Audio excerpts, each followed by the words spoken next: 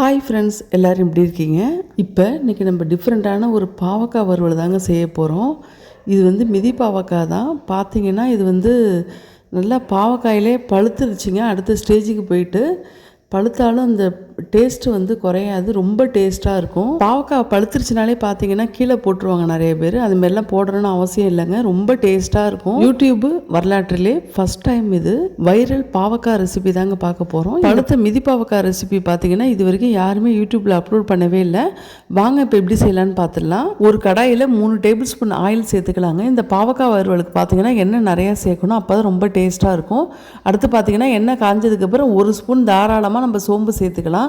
கூடவே கருவேப்பிலை போட்டு நம்ம தாளிச்சிக்கலாங்க. சோம்பு நல்லா செவந்து வரட்டும். மிதி பாவக்காய் பார்த்தீங்கன்னா நல்லா கட் பண்ணி வாஷ் பண்ணிவிட்டு நல்லா கட் பண்ணி வச்சுருக்காங்க. அதை அப்படியே உள்ளே சேர்த்து நல்லா பரட்டி விட்டுறலாங்க.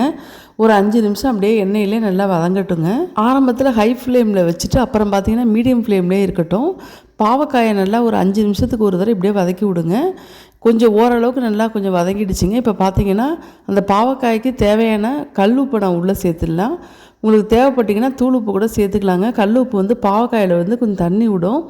அந்த தண்ணியிலே கல் உப்பு நல்லா கரைஞ்சிருங்க. கல் உப்பு போட்டு நல்லா பரட்டி விட்டு அடுத்த 2 நிமிஷத்தில் பார்த்தீங்கன்னா தனி மிளகாய் தூள் மட்டும்தாங்க சேர்க்குறேன். தாராளமாக 1 டேபிள் ஸ்பூன் அளவுக்கு நான் சேர்க்குறேன்.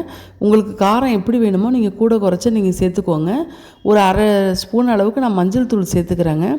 சேர்த்து விட்டுட்டு நல்லா கிளறி விட்டுருங்க. தேவைப்பட்டால் எண்ணெய் ஊற்றிக்கலாம். நான் ஆரம்பத்தில் ஊற்றின எண்ணெய் தான், அதுக்கப்புறம் நான் எண்ணெயே சேர்க்கலை.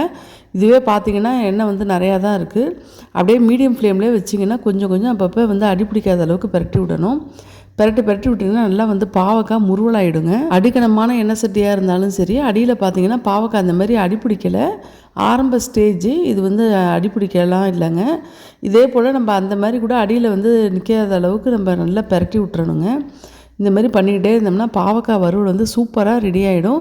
கண்டிப்பாக நீங்களும் இதே போல் ட்ரை பண்ணி பாருங்கள். 1 கிலோ பாவக்காய் பார்த்தீங்கன்னா மிதி பாவக்காய் வந்து 50 ரூபாயிலேருந்து 80 ரூபா வரைக்கும் ரேட் சொல்கிறாங்கங்க. ஆனால் இந்த 1 கிலோ பாவக்காய் நான் 20 ரூபாய்க்கு தான் வாங்கியிருந்தேன். இந்த மாதிரி லைட்டாக பழுத்த பாவக்காய் வந்து குழம்புல போட்டால் எப்படி இருக்குமோ தெரியல, நான் போட்டதில்லை. ஆனால் பார்த்தீங்கன்னா வறுவல் பண்ணோம்னா சூப்பராக இருக்குங்க. அதில் வந்து 100% வந்து நான் வந்து கேரண்டி கொடுப்பேன். சூப்பரான மிதி பாவக்காய் வறுவல் ரெடி ஆகிடுச்சிங்க. நீங்களும் கண்டிப்பாக ரெடி பண்ணி பார்த்துட்டு எப்படி இருக்குன்னு சொல்லிட்டு எனக்கு கமெண்ட்டில் சொல்லுங்கள். வீடியோ பிடிச்சா லைக் பண்ணுங்கள் ஃப்ரெண்ட்ஸ். கண்டிப்பாக ஃப்ரெண்ட்ஸ் அண்ட் ஃபேமிலிக்கு இந்த வீடியோவை ஷேர் பண்ணி விடுங்க. தொடர்ந்து என்னோட சேனலுக்கு சப்போர்ட் பண்ணுங்கள் ஃப்ரெண்ட்ஸ். தேங்க்ஸ் ஃபார் வாட்சிங்.